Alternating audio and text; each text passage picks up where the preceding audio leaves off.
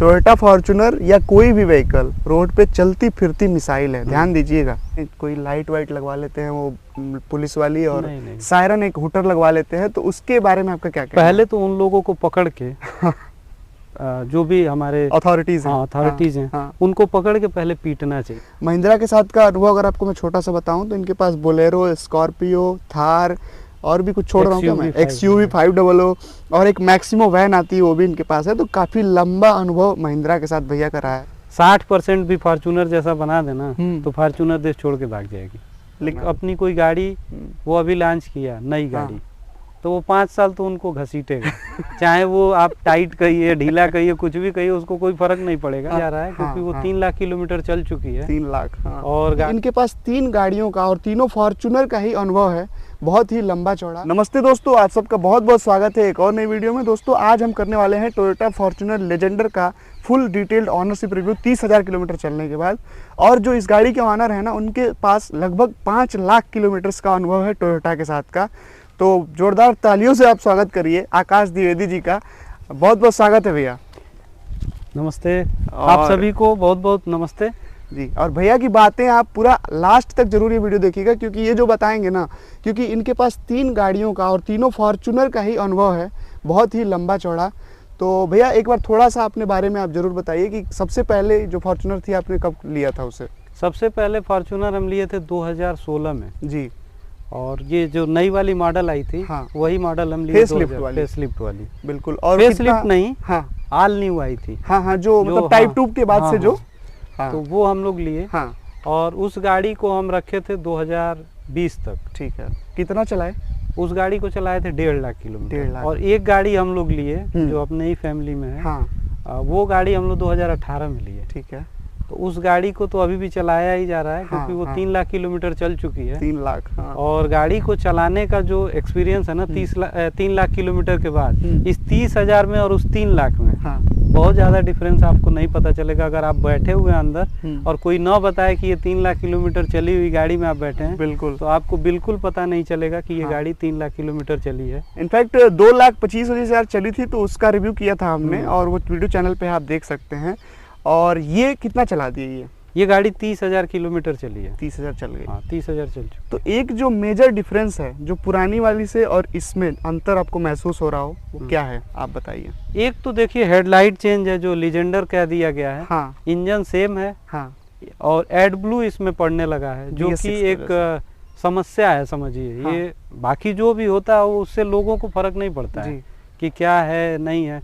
लेकिन अगर आप एड ब्लू इसमें डाल रहे हैं तो इसका टैंक इस गाड़ी के हिसाब से होना चाहिए। एड ब्लू का बहुत छोटा है, बहुत छोटा टैंक है, क्योंकि ये गाड़ी 3000 सीसी की मानी जाती है। है नहीं फुल 2800 है, लेकिन 3000 माना जाता है। तो उस आधार पे इसका टैंक बड़ा होना चाहिए। एड ब्लू का। डीजल तो 80 लीटर भर देते हैं। डीजल का तो सही है। तो डीजल के हिसाब से इसका थोड़ा सा उसी लेवल छोटा दे दिया। अच्छा, तो ये तो बिल्कुल टोयोटा को मैसेज हमारा है कि भाई जो एडब्ल्यू का टैंक है उसका आप साइज बड़ा करिए, और जो एडब्ल्यू भरने की जगह है उससे भी आप बता रहे थे कुछ शिकायत है। वो जैसे आप ये पूरा बोनट उठा के और आप एडब्ल्यू डालते हैं, अगर आप अकेले कहीं हैं, एडब्ल्यू डालना है, तो ये थोड़ा सा समस्या आपकी, बिल्कुल बहुत ज्यादा समस्या नहीं है, लेकिन ये समस्या है कि एक गाड़ी को पूरा बोनट उठाइए, जबकि इसमें हाइड्रोलिक नहीं है। इसके बोनट में अगर हाइड्रोलिक होता तो वो भी इजी था। बिल्कुल सही बात। लेकिन छोटी से छोटी गाड़ियां वो अपना जहाँ से डीजल नॉब है, वहीं पे एक दिए हुए हैं छोटा सा नॉब, जिसके उससे आसानी क्रेटा से में आपके क्रेटा में उसी में है। थार में वैसे ही है। बाकी महिंद्रा की बहुत सारी गाड़ियां उसी में है, लगभग गाड़ियों का उसी में। तो अगर ये भी वहाँ शिफ्ट कर दें तो ज़्यादा अच्छा हो जाएगा। सही बात है। टोयोटा के जो जितने भी फॉर्च्यूनर ऑनर्स से मैं मिलता हूँ, उनकी कहीं ना कहीं शिकायत रहती है। ये एडब्ल्यू का एक तो टैंक छोटा है, और दूसरा भरने की जगह उल्टी सीधी दे रखी है। थोड़ा सा सही जगह पे पीछे वहाँ हो जाए तो काफ़ी अच्छा होगा। और आगे भी ये बात करते हैं, इसको आपने किस किस तरह के टेरेन पे चला दिया? मैं इसको पहाड़ पे, स्नो के अलावा इस गाड़ी को बाकी तो चली है, लेकिन ये अभी नहीं चली है, जो कि हम लोग लिए हैं सिर्फ स्नो के लिए ही। क्योंकि ये लेजेंडर 4x4 है। बिल्कुल। तो हमें लगता है कि ये जनवरी फरवरी जरूरी है, स्नो पे चढ़ जाएंगे। स्नो देखेगी एकदम, ये देखेगी। अच्छा, चलिए वो भी वीडियो आप लोगों के साथ शेयर होगी। और बाकी अभी तो फिलहाल आप खेतों में लेके इसको खड़े हैं हम लोग, तो क्या मतलब कहीं भी जाना होता है तो लेके निकल देते हैं? जैसे यहाँ भी हम लोग लाके इसीलिए खड़ा किए हैं कि थोड़ा ऐसे जगह पे ले चल के इसका रिव्यू आप जैसे बोले हमसे कि किसी ऐसे जगह पे खड़ा किया जाए जहाँ हर गाड़ी यहाँ तक न पहुँच पाए। बिल्कुल सही, क्योंकि यहाँ आसपास आप देखिए कहीं रोड नहीं है। नहीं, हम लोग बस ऊंचे रास्ते से कहीं बहुत ज्यादा गड्ढे से ही लेके यहाँ तक पहुँचे हैं, क्योंकि यहाँ हर गाड़ी नहीं आ पाएगी। एक बार जरूर आपको दिखा दिया जाएगा। 2 व्हील ड्राइव वाली गाड़ियाँ तो दोस्तों यहाँ आने के लिए नहीं सोचती हैं ज्यादातर एसयूवी। इस गाड़ी को लेके आप कहीं भी अगर जा रहे हैं तो बिल्कुल टेंशन फ्री होके जाइए। बिल्कुल, अगर वहाँ लोग जाते हैं तो ये गाड़ी जाएगी। मतलब रोड होना चाहिए। कहा कि कहीं भी, तो क्या ट्रैफिक में जब आप ले जाते हैं तो स्टीयरिंग का कैसा अनुभव रहता है? स्टीयरिंग थोड़ा सा हार्ड है, स्टीयरिंग हार्ड है, और उसके लिए भी हम लोग बहुत बार इस कंप्लेन भी करते हैं। तो टेक्नीशियन जो है वो बोलता है कंपनी ऐसा बनाई है, हम लोग इसमें कुछ नहीं कर सकते हैं। तो ये हाइड्रोलिक स्टीयरिंग इसका है, जिसकी वजह से ये थोड़ा सा हार्ड है। जो नेक्स्ट जेन इसका आने वाला है शायद उसमें इलेक्ट्रिक स्टीयरिंग देखने को मिले, क्योंकि जो इनोवा हाई क्रॉस है उसमें आ गया इलेक्ट्रिक। तो अब क्या उम्मीद तो है ऐसी, देखिए टोयोटा क्या करता है। टोयोटा कोई भी चेंज बहुत जल्दी नहीं करता है। जैसे 5 साल 10 साल 5 साल तो वो लेके चलता है कि अगर अपनी कोई गाड़ी वो अभी लॉन्च किया नई गाड़ी, तो वो 5 साल तो उनको घसीटेगा चाहे वो आप टाइट कहिए, ढीला कहिए, कुछ भी कहिए, उसको कोई फर्क नहीं पड़ेगा। और 5 साल के बाद ही वो चेंज करेगा। अच्छा, एक और सवाल, सनरूफ आजकल हर एक छोटी बड़ी गाड़ी में आ रहा है, तो उसका कमी महसूस होता है कभी? कमी तो बिल्कुल महसूस होता है, क्योंकि आजकल ये शौक बन गया है। यूज नहीं है, लेकिन एक शौक है कि हमारे गाड़ी में सनरूफ है। हम सनरूफ खोलते भी नहीं हर जगह, क्योंकि हम लोग गोरखपुर और लखनऊ के बीच में कहीं सनरूफ नहीं खोल सकते, गोरखपुर में भी नहीं खोल सकते। सही बात है, बड़ा डस्टी सा एनवायरनमेंट है। हाँ, तो लेकिन एक शौक है ना कि आप गाड़ी लेके जा रहे हैं और आपके सामने कोई छोटी सी गाड़ी जा रही है, आज के समय की बात बता रहे हैं, तो उसमें पूरा सनरूफ दिया हुआ है, आगे से लेकर पीछे तक पैनोरामिक, और आपके गाड़ी में कुछ भी नहीं है। तो थोड़ा एक फील होता है कि अरे यार हम इतना पैसा खर्चा कर दिए और इसमें सनरूफ नहीं है। सही बात है। तो वो एक थोड़ा सा कमी लगता है कि फील के लिए चाहिए, कम से कम दे दे टोयोटा। है, चलिए ये तो सही बात है। यूजफुल तो बहुत नहीं है सनरूफ, लेकिन फील के लिए दोस्तों अगर आ जाए तो बाकी जो छोटी गाड़ियां हैं उनमें दे दिया है ज़्यादातर ब्रांड्स ने, और टोयोटा अभी कंजूसी कर रहा है। ये अच्छी बात नहीं है, टोयोटा को देना चाहिए। अब बाकी भैया अगर आगे चले हम तो थोड़ा सा माइलेज के बारे में बताइए। हालांकि ये सवाल पूछना नहीं चाहिए, इतनी बड़ी गाड़ी है तो जाहिर सी बात है। देखिए, माइलेज पे मैं जब भी बात करता हूँ किसी भी गाड़ी को लेके, तो पहले गाड़ी के माइलेज पे आप न जाइए, पहले आप अपने चलाने के अनुभव पे जाइए कि आप कैसा चलाते हैं, रोड कैसा है, आप सिटी में माइलेज ले रहे हैं कि हाईवे पे ले रहे हैं। तो माइलेज का कई कंडीशन है कि कहाँ वो कितना देगी। आप हर तरह का बताइए, सिटी में कितना देती है? ये सिटी में लगभग 9 से 10 का देती है। अच्छा, और हाईवे पे अगर निकल के मान लीजिए एक्सप्रेसवे पे 200-300 किलोमीटर गए तो? हाईवे पे ये 13 प्लस तक का देती है। अच्छा, हाँ, कभी कभी अगर आप बहुत अच्छे से चला रहे हैं तो ये 13 से ऊपर जाएगी। बहुत अच्छी बात है फिर तो। और अगर आप नहीं मतलब बहुत अच्छा एवरेज लेना चाहते हैं, एक स्पीड में जाना चाहते हैं, जो कि आजकल 100 से नीचे आप हाईवे पे चलेंगे नहीं, बिल्कुल 100 चलेंगे, तो 100 पे अगर इसको चलाते हैं तो ये गाड़ी 11.5 से 12 एकदम आपको ये माइलेज देगी। तो ये तो बहुत अच्छी बात है, इतने बड़े साइज की गाड़ी है, 7 सीटर गाड़ी है और इतना अच्छा खासा माइलेज दे रही है हाईवे पे। तो अगर डबल डिजिट में माइलेज है जहाँ तक, वहाँ तक तो बहुत अच्छी बात बिल्कुल है। हाँ, और ये टैंक टू टैंक हम बता रहे हैं, ये नहीं है कि हमारे उस पे इंस्ट्रूमेंट क्लस्टर पे दिया और हम उस पे का माइलेज आपको बता रहे हैं, नहीं। ये माइलेज है टैंक टू टैंक, आप चला के और इसको आप देख सकते हैं। ठीक है, तो बहुत अच्छी बात है। और कोई शिकायत है क्या? कोई शिकायत टोयोटा से अगर आप टोयोटा से बहुत छोटा मोटा शिकायत है, जैसे आपने अभी सनरूफ के बारे में पूछा, वो एक शिकायत है। तो एक स्टीयरिंग वाला हुआ, वो सिर्फ मेरा हो सकता है, बाकी फॉर्च्यूनर वालों को वो न लगता हो, लेकिन ये मेरा अपना अनुभव है जो मैं आपको बता रहा हूँ। अब जैसे ये आप डोर मान लीजिए लॉक कर दिए, तो ये हमारा जो मिरर है ORBM, ये ऑटो फोल्ड नहीं होता है। ये भी एक है जो कि मार्केट में तो बहुत आसानी से ये लग जाता है, लेकिन हम अगर गाड़ी लिए हैं मान लीजिए जो भी 50, 55, 60 जिस हिसाब से लिए हैं, तो हर चीज हमको मार्केट से इसमें लगवा के अपने गाड़ी का वारंटी और अपने गाड़ी का जो वायरिंग है उसको खराब नहीं करना। बिल्कुल सही बात है, क्योंकि अगर आप बाहर से कुछ भी लगवा लेते हैं, आजकल लोग तो इतना शौक चढ़ा हुआ है कि अपनी गाड़ी लेके जाते हैं और तुरंत वायर कट करा के कुछ भी लगवा लेते हैं, तो उससे आपके गाड़ी को नुकसान है, बिल्कुल फायदा नहीं है, आपका भी नुकसान है, कहीं वारंटी क्लेम नहीं कर पाएंगे। और हम लोग मान लीजिए अगर अपने परिवार में कई सारी गाड़ियां आप जैसे ही लॉक करते हैं तो आरबीएम तुरंत, जो भी कोरियन है उनमें तो सबसे पहले फोल्ड हो जाता है, तो उसको देख के लगता है कि हाँ यार ये तो कमी हमारे गाड़ी में है, जबकि कंपनी को सोच के ही बनाई है कि नहीं बंद होगा या बंद होगा, अंदर से बंद होता है, बाहर से बंद नहीं होता है, पता नहीं क्यों ऐसा किया। अब आने वाले समय में आप देखिएगा ये भी बाहर से बंद होने लगेगा, बिल्कुल ये देना चाहिए, इनका जो ही बंद हो जाए, सोच है ना वो चेंज हो जाएगा। अब लोगों का सोच होता है अरे वो टोयोटा फॉर्च्यूनर है यार, उस पे क्या इतना बात करना है, तो क्यों नहीं बात करना है, आखिर हम इसमें 50-60 लाख रुपया लगा रहे हैं, तो अपनी कमी किससे बताने जाएंगे। बिल्कुल सही बात है, हम डिमांड नहीं करेंगे तो टोयोटा देगा नहीं। बिल्कुल सही बात है। तो इस वीडियो के माध्यम से हम लोग जरूर ये डिमांड कर रहे हैं तो कुछ फीचर्स जो हैं वो टोयोटा हमें इंक्लूड करें। भैया एक और सवाल ये है कि आखिर आपने लेजेंडर क्यों चूज किया? फॉर्च्यूनर 4x4 भी आती थी, फॉर्च्यूनर 4x4 इसलिए हम नहीं लिए कि 2016 से लेके और हम इस गाड़ी को लिए हैं 21 में हम लिए हैं 21 में, तो इतना जो गैप है हमारा 16 से 21 का वो हम उसी गाड़ी को चलाए, और अगर दोबारा हम उसी पे शिफ्ट होते तो हमको फिर वही शकल सूरत लगता ना जो हम सामने से देख रहे हैं। तो इस गाड़ी का जो चेंज है हेडलाइट और बैकलाइट और जो भी, तो उस गाड़ी को डायरेक्ट नहीं लिए कि भाई उसी को ले लें, तो उसके जगह पे ये ऑप्शन थी, तो इस गाड़ी को हम लिए। अगर ये ऑप्शन में नहीं होती तो हम उसी गाड़ी को लेते। अच्छा, हाँ, ये सिर्फ ऑप्शन की वजह। अब इसके बाद आगे क्या देख रहे हैं आप?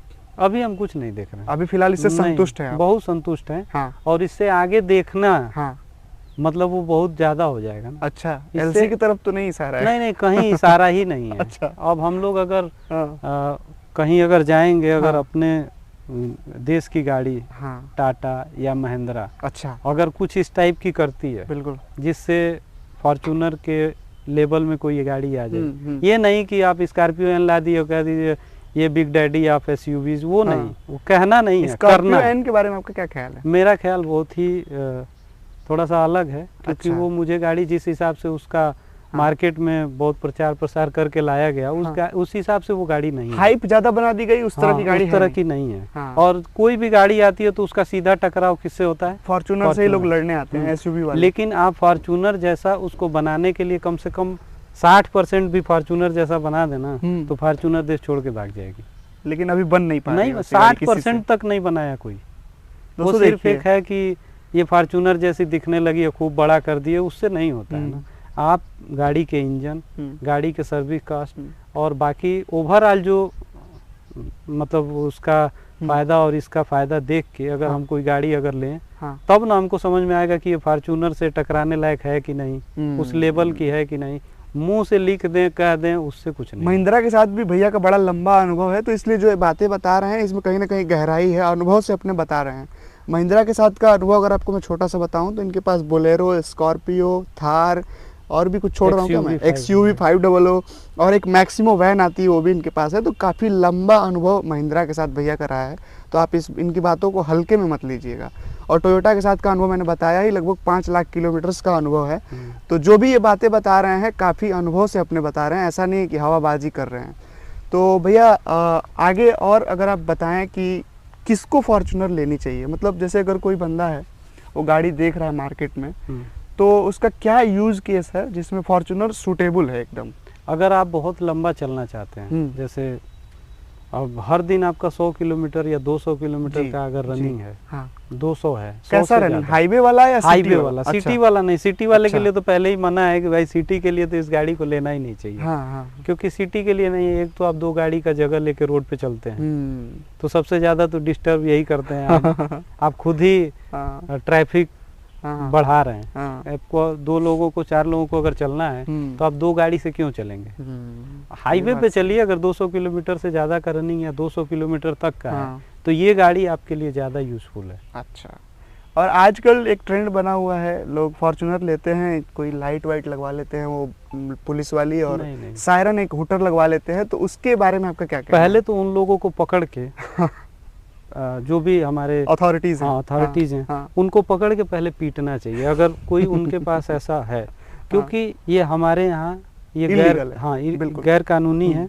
और हम ये जितने नए लोगों को देखते हैं, जैसे हम भी नए हैं, बूढ़े नहीं हैं, लेकिन हम नियम से चलते हैं। बिल्कुल सही। अगर आप नियम से चलने वाले हैं तो आपको ये लाइट एक्स्ट्रा कोई बिना मतलब का सायरन या हॉर्न ये सब नहीं लगवाना चाहिए। भौकाल नहीं करना चाहिए। नहीं, भौकाल तो कुछ है ही नहीं। ठीक है। भौकाल तब आपका समझ में आता है जब आपका एक्सीडेंट होता है ना, सारा भौकाल खत्म हो जाता है। सही बात है। तो वो सब नहीं रखना चाहिए। अगर आप एक लाइट यहाँ लगवाते हैं, एक लाइट जो आजकल खूब ब्लिंक करती हैं सब, उससे एक्सीडेंट का खतरा होता है। बिल्कुल, आगे वाले को डिस्टर्ब आप तो बैठे हुए हैं बड़ी गाड़ी में, लेकिन सामने से एक बंदा जो भाई हमारा है वो बाइक से आ रहा है, तो उसमें उसकी क्या गलती है कि अगर आप लाइट उसके आंख पे मार देते हैं और वो डिस्टर्ब हो जाता है। वैसे ही कंपनियां इतना ज्यादा इसमें लाइट लगा के दे रही हैं, जो कंपनी फिटेड है वही छोटी छोटी गाड़ियों को डिस्टर्ब कर देता है। लोगों को ये नहीं पता है कि हमको सिटी में अपने लाइट को हाई रखना है या लो रखना है। वैसे ही लोग ये लाइट लगवा ले रहे हैं, जिनको नियम का कुछ पता नहीं है। होता है ना कि हमको नियम का ABCD पता होना चाहिए तभी कोई काम करना चाहिए। आप अगर किसी को एक जैसे आज गन का लाइसेंस बंद है, तो आप जैसे किसी को गन का लाइसेंस दे रहे हैं ना, कि उससे आप किसी को गोली मारेंगे वो खत्म हो जाएगा, तो वो सेम समझिए कि ये गाड़ी भी, ड्राइविंग लाइसेंस भी उसी प्रकार से देना चाहिए कि वो बंदूक अगर एक गोली से एक लोग मरेंगे, अगर कोई गाड़ी गलती से डिसबैलेंस हुई और किसी भीड़ में घुस गई तो वहाँ वो कितने लोगों को नुकसान करेगी। तो सबसे पहले तो हमको ये सारा चीज जानना चाहिए, तभी गाड़ी पे बैठना चाहिए कि हमको यहाँ जाना है या वहाँ जाना है। जो इस तरह के जिम्मेदार हों, जो जिनकी सोच हो कि भाई क्या जिम्मेदारी ये है ड्राइविंग, वैसे लोगों को ही ड्राइविंग लाइसेंस मिलना चाहिए। बिल्कुल सही बात बताइए भैया ने। किसी को भी ड्राइविंग लाइसेंस भी ना मिले, इस तरह का कुछ प्रोविज़न आना चाहिए। तो भैया लाइसेंस को लेकर जो बातें आपने बताई काफ़ी डीप थी और बिल्कुल सही बात है। जो ऐसे जिम्मेदार नागरिक हों वैसे ही लोगों को लाइसेंस मिलना चाहिए, वैसे ही लोगों को गाड़ी लेना चाहिए। जैसे बाकी देशों में पार्किंग है तभी आपको गाड़ी मिलेगी, लाइसेंस है तभी गाड़ी मिलेगी।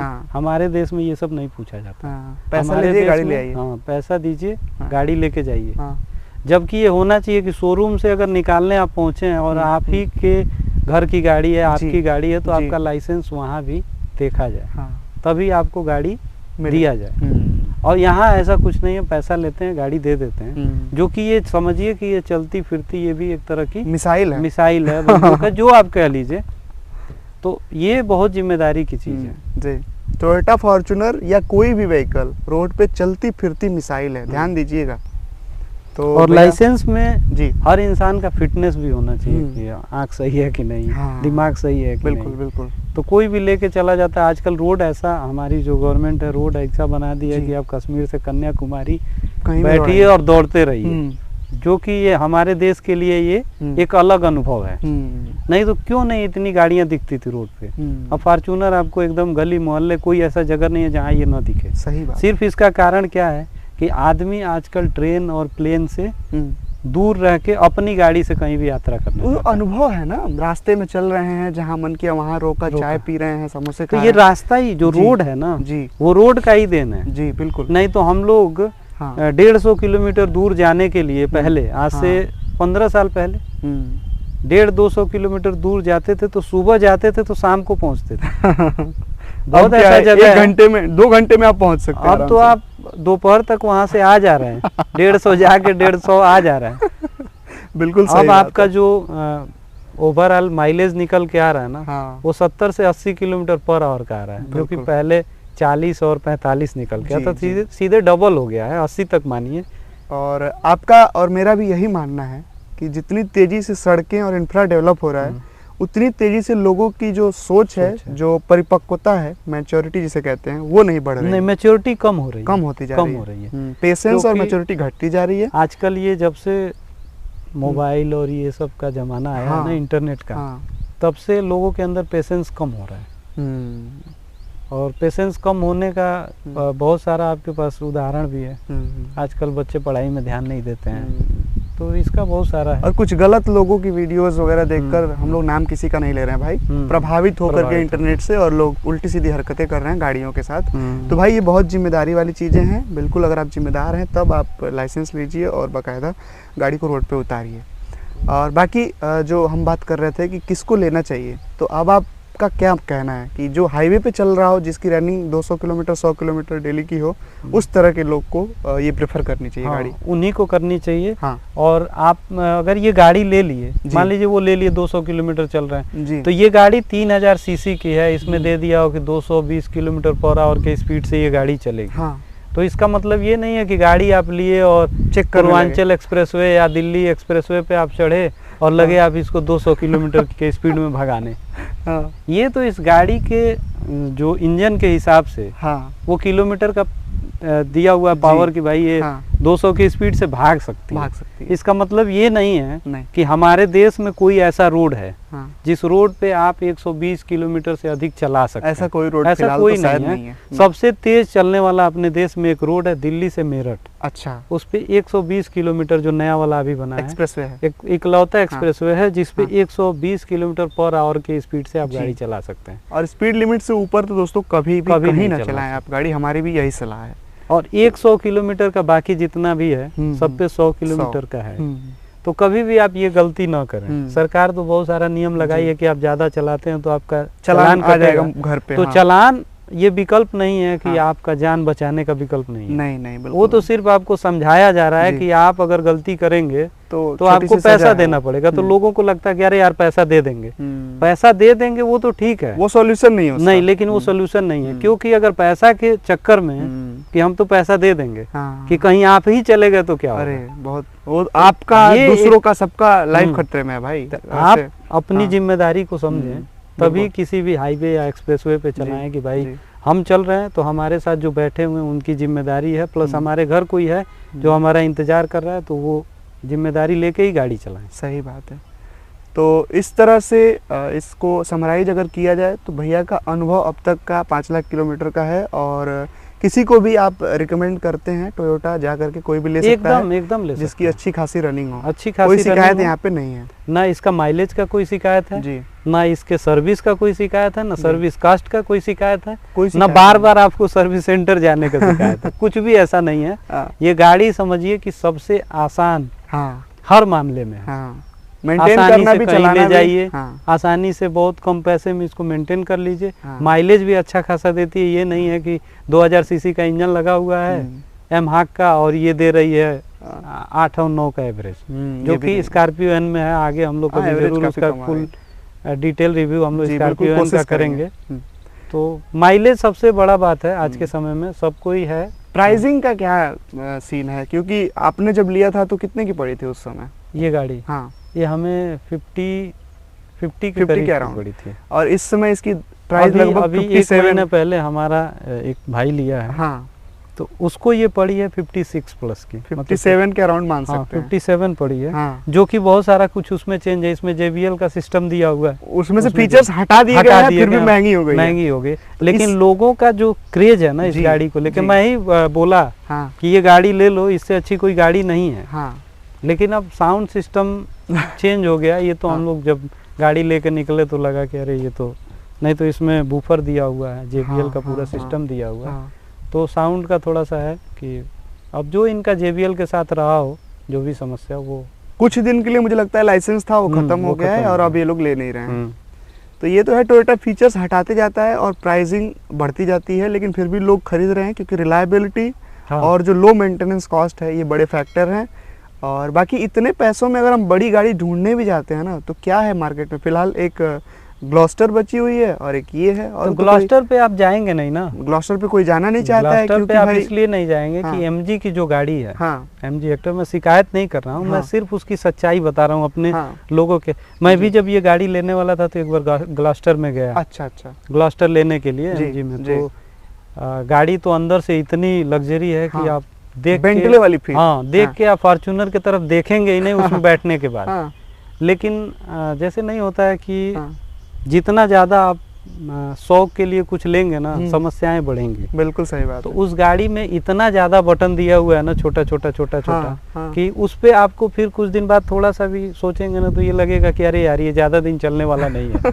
और फॉर्च्यूनर और टोयोटा का एक ऐसा विश्वास है लोगों के अंदर कि अगर उसमें एक कोई बटन दिया हुआ है ना, उस बटन से अगर ये कोई भी एक प्रोग्राम कुछ भी होता है तो वो आपका लास्ट तक खराब नहीं होगा। गाड़ी जब तक है तब तक वो चलने वाला है। हम 3 लाख किलोमीटर का अनुभव बता रहे हैं आपसे कि हम लोगों की एक गाड़ी जो 3 लाख किलोमीटर चली है ना, उसका अंदर आप एक पार्ट नहीं देख पाएंगे कि जो खराब है। बिल्कुल। अगर हम लोग चाहें तो उसका फुल डिटेल जो रिव्यू करें ना, उसके हर पार्ट का करना चाहिए। कोशिश करते हैं किसी दिन दिखाएंगे लोगों को। उस गाड़ी में अगर एक बटन दिया होगा कि इससे वॉल्यूम अप डाउन होता है, वो भी खराब नहीं हुआ होगा।